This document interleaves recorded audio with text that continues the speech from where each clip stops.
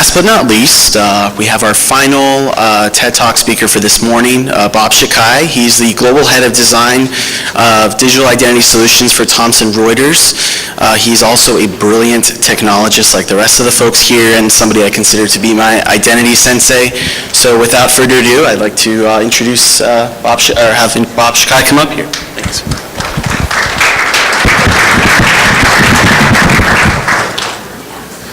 Don't cry for me, Argentina. I really wanted to do that, and I guarantee you'll remember this presentation if for no other reason I'm the guy that tried to be Madonna doing Evita Peron. Thank you for that warm introduction. It's a pleasure to be here in D.C. I can always tell when I'm in D.C. because of all the suits and ties. I appreciate you dressing up for me today. It's very kind of you. Several years ago, I had the opportunity to start working on digital identity and blockchain at the same time, and they seem like very, very natural bedfellows. When you think about the problems with identity today, I'm going to throw out some numbers for you. 40 million. That's the number of passports that Interpol thinks have gone lost or stolen since 2002. 145 million. That's the number of Americans who have had their information breached all over God's green earth, courtesy of Atlanta-based Equifax, where I'm from. 1.5 billion. That's the number of people that lack any form of digital identity whatsoever. And these are the people that are often the most vulnerable. Those that are working in mines, trafficked, or find themselves completely unknown on our planet. And at the same time, we were looking at sort of these problems that existed in the space. We were thinking about blockchain. Blockchain's this amazing, amazing technology. I bought Bitcoin at around 230. Not too bad. Could have been better, could have been worse. But blockchain had these two amazing characteristics that we just loved. We loved the transparency around transactions, and we loved the immutability. And we thought, wow, these two things are like peanut butter and chocolate. They just go together. But 6 months in, I put a cleave between our digital identity work and our blockchain work. And let me explain why. When we talk about identity, it's a very, very complicated word. It's so small, but it's so complicated. And it's because identity means different things to different people. And in fact, I would argue there are actually 4 facets to identity that make it really tricky to try to sum up. That first facet is what I call the essence of who we are as people. And if Hillary was still here in the audience, she'd probably say, have you been to Colorado lately, taking advantage of our new marijuana laws? No. But the essence of who we are wraps up things like our DNA, our biometrics, how we look, the things that are irrefutable characteristics of ourselves, and also the hardest things to fake. But the way we actually represent identity is with the second facet, legal documents. Our passports, driver's license, birth certificates.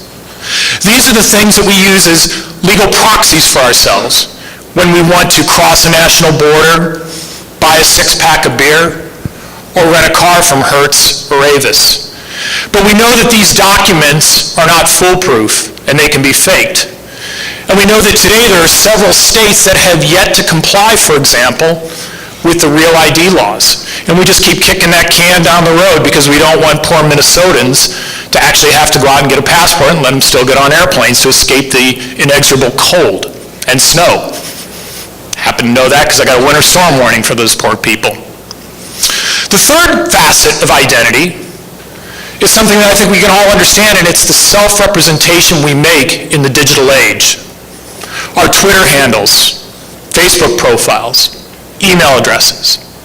These things are used all the time as representative forms of identity, and in fact, if you think about the number of web services that are out there today where we just sign on with Facebook or Google or what have you, we're allowing that electronic presence to serve as an identity for us to gain access to those services.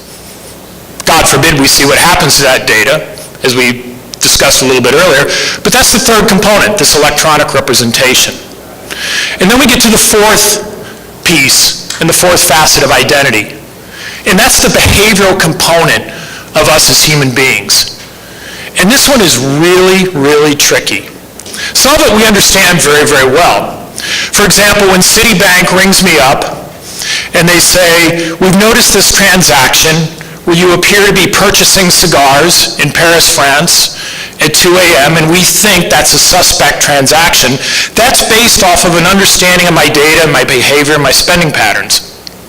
Because I haven't been to Paris in 15 years, don't buy cigars, not in my profile.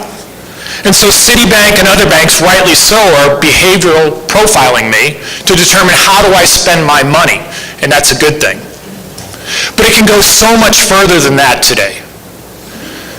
I don't know if you realize, but the number of sensors in your mobile phone today actually let us get a very good understanding of who you are just by the way you hold your device, by the way you tap to unlock your phone.